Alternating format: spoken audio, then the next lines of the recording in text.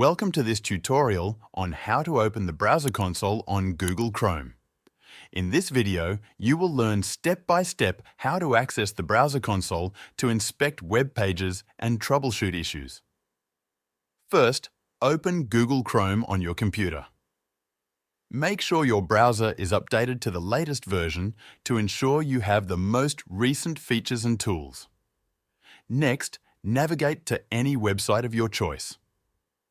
The browser console is a powerful tool for developers and can help you understand what is happening behind the scenes of a web page. To open the browser console, you have a few options. The quickest way is to press a keyboard shortcut. If you are using Windows or Linux, press Ctrl, Shift, and the letter I at the same time.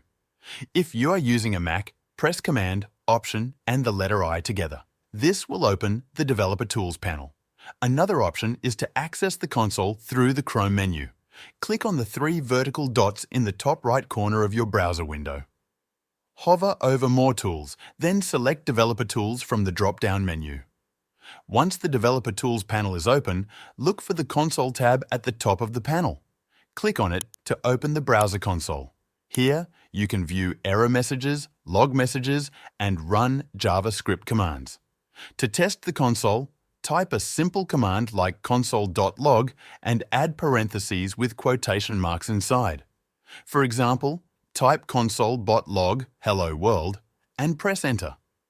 The console will display the message hello world, confirming that the command worked. You can use the browser console to debug JavaScript code, monitor network activity, and view error messages. If you need to clear the console, click the small circle with a line through it at the top left of the console panel. Closing the browser console is simple.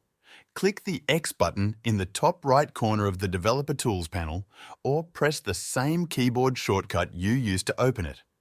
Now you know how to open and use the browser console on Google Chrome. Thanks for watching.